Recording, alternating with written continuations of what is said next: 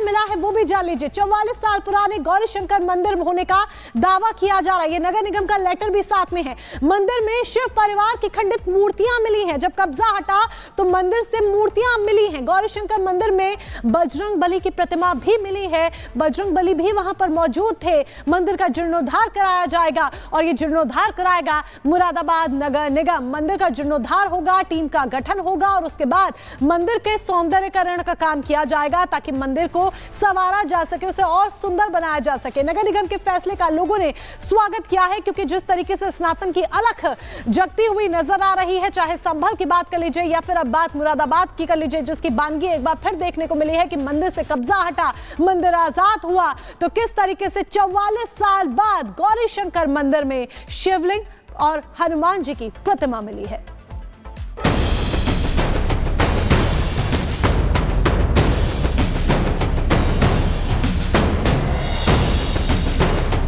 संभल, काशी, कानपुर के बाद अब मुरादाबाद में सनातन के वो सबूत मिले हैं जिसे दफन करके रखा गया था। यहाँ 44 साल से बंद गौरी शंकर मंदिर का कपाट खुलवाया गया है। जब सालों बाद मंदिर का ताला खुला तो अंदर का नजारा देख अफसर भी दंग रह गए।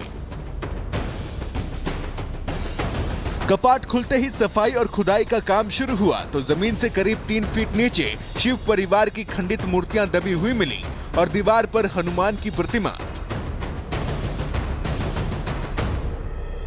46 साल बाद संभल में शिव मंदिर का राज खुलना, अब ठीक बगल में करीब 44 साल से बंद गौरी शंकर मंदिर का सच सामने आना कई सवाल खड़े करता है, जिसमें सबसे बड़ा सवाल यह है कि क्या शिवालयों पर भाईजान का कब्जा है।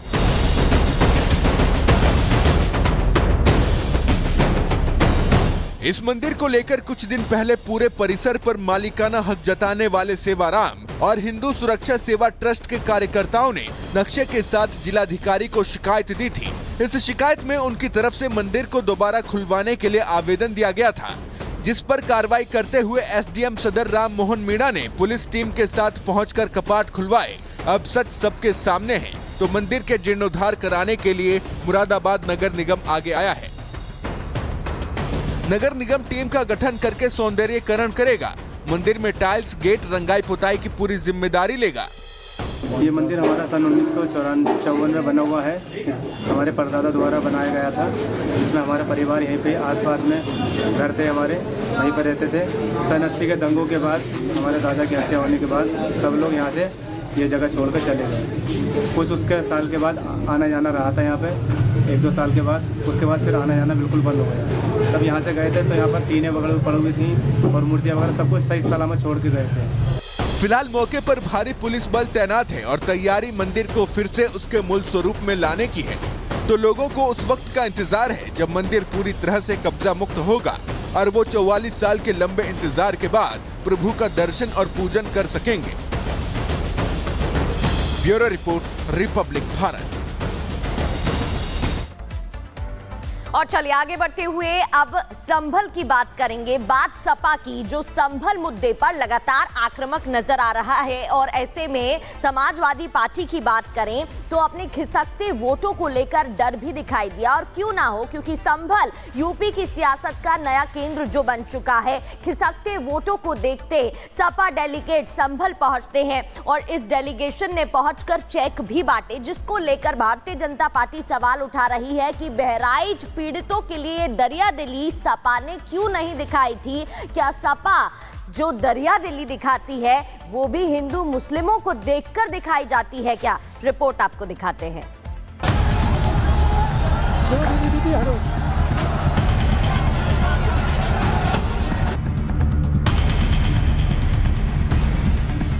संभल में मरने वालों के परिवारों को पैसा देकर क्या हिंसा और दंगा करने वालों की प्रायोजक बन रही है अखिलेश की पार्टी?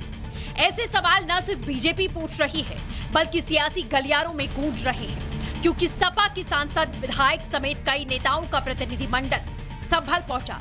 पीड़ित परिवारों को 5-5 लाख रुपए के चेक दे दिए, जिस पर बीजेपी सवाल उठा रही है। हम लोग पिछली बार नहीं आ पाए। आज हमारे राष्ट्रीय अध्यक्ष ने पीड़ितों के परिवारों को 5-5 लाख रुपया देने की घोषणा की थी। वही चेक लेकर ये प्रतिनिधिमंडल इस बीच में आया है। गायों की ही मदद करने क्यों जाते हैं? बम कांड के आतंकवादियों के प्रति ही उनके मन में जो है सहानुभूति क्यों पैदा होती है?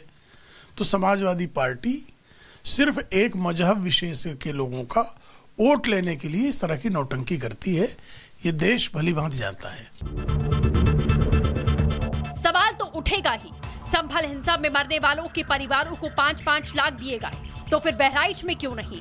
क्या इसलिए कि संभल में मरने वाले मुसलमान थे और बहराइच में हिंदू? इसी वोट बैंक वाली सियासत को समझना जरूरी है, क्योंकि एक तरफ तो मुस्लिम वोट बैंक के लिए सपा संभल में पैसा बांट रही है, तो योगी सरकार उपद्रवियों पर एक्शन ले रही है। अब तो गैर जमानती वारंट जारी करने की तैयारी है। ये पूरा मसला तब हुआ जब शाही जामा मस्जिद में सर्वे के बाद संभल के उस इलाके में हिंसा भड़की। इस हिंसा में 5 लोगों की मौत हो गई। इस मौत के बाद कई दिनों तक नेताओं को वहां जाने नहीं दिया गया, जिसके बाद अब सपा का प्रतिनिधिमंडल यहां पहुंचा, पीड़ितों को बुलाकर कैमरे पर चेक बांटे। लेकिन क्या सियासत के लिए सपाई कैमरे पर चेक बांटकर पीड़ितों के जख्म को रेत रही है? अफसोस इस बात का है कि हमारी लोगों की हत्या हुई और हमारे लोग ही के खिलाफ मुकदमा दर्ज किया गया। ये कैसा इंसाफ है? ये चीज जाहिर करता है कि पुलिस और प्रशासन अपनी जो नाकामी है या जो करतूत है उसको छुपाने के लिए इस प्रकार की ये चीजें करी गई हैं। और हम चाहते हैं कि हमारे लोगों को इंसाफ मिलना चाहिए, वो भी इस देश के नागरिक हैं। जो भी नुकसान हमारे लोगों का यहाँ पर हुआ है प्रशासन द्वारा, तो उसके लिए हम ये एक छोटी सी मदद लेकर यहाँ पर पार्टी की तरफ से आए थे। हमने पहले भी प्रयास किया लेकिन किसी को आने नहीं दिया गया। आज हम लोग यहाँ आए हैं, हम पीड़ित परिवार से मिले, उनसे बात करी और उनके दुख में शरीक होने का हमें आज मौका मिला। जिन्होंने दंगा किया था उनको चेक बांट रहे हैं और जिन्होंने पूरे संभल को, जिन पुलिस वालों ने जलने से बचाया, दंगों से बचाया, उस पर केस की मांग कर रहे हैं। दंगाई बचेंगे नहीं, कार्रवाई होगी। और जिन पुलिस वालों ने संभल और पूरे उत्तर प्रदेश के माहौल को खराब होने से बचाया है, उनके साथ सरकार खड़ी रहेगी। संभल सियासी दंगल का नया गढ़ बनता जा रहा है। हिंसा में मरने वालों के अलावा यहाँ कुएं बावड़ी मिलने और मस्जिद के सामने पुलिस चौकी बनने पर भी जंग छिड़ गई है। ये सब जो किया जा रहा है ये एक कम्युनल माइंडसेट है और उसी का मज़ाहिरा हम देख रहे हैं जो संभल में हो रहा है। शक करने की जो आपकी सोच है, उस शक करने की सोच को आप मजबूत कर रहे हैं इस तरह की हरकतें कर संभल में। अब अगर विदेशी आक्रमणकारियों की सांप्रदायिक करतूत की, क्रिमिनल और कम्युनल करतूत के सामंती संरक्षक बनेंगे तो इसी तरह के दावों की बकैती और धावों का बवंडर दिखाई पड़ेगा। वो समावेशी माहौल को खराब करने की हमेशा कोशिश करते रहते हैं। इसी तरह से इस तरह के भय और भ्रम का माहौल खड़ा करते हैं। संभल का हर दिन सियासत की भेंट चढ़ रहा है। यहाँ शांति की जरूरत है जो कानून व्यवस्था से आएगी, लेकिन सपा तो हिंसा के दौरान मौजूद लोगों के परिवारों को पैसा दे रही है। क्या ये हिंसा और दंगों को भड़काने वालों को स्पॉन्सर करने का लालच तो नहीं है? Bureau report, Republic Bharat. Delhi में आगे आने वाले समय में विधानसभा चुनाव है और ऐसे में दावों और वादों की लंबी झड़ी नेताओं ने लगानी शुरू कर दी है। अब अरविंद केजरीवाल की तरफ से कुछ ऐसे वादे किए जा रहे हैं जिसको लेकर सियासत भारी हो रही है और ये दावे और वादे इमाम से लेकर पुजारी तक पहुंच गए हैं।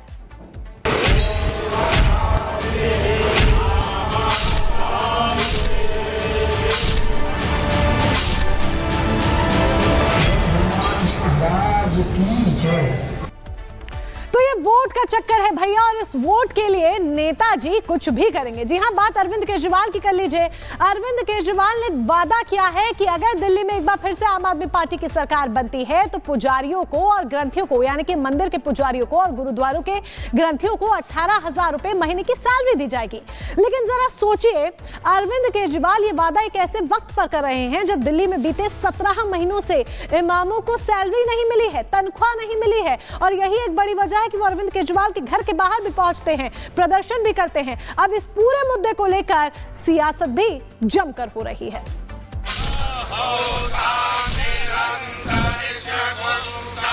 हाथ जोड़कर खड़े केजरीवाल, गले में फूलों की माला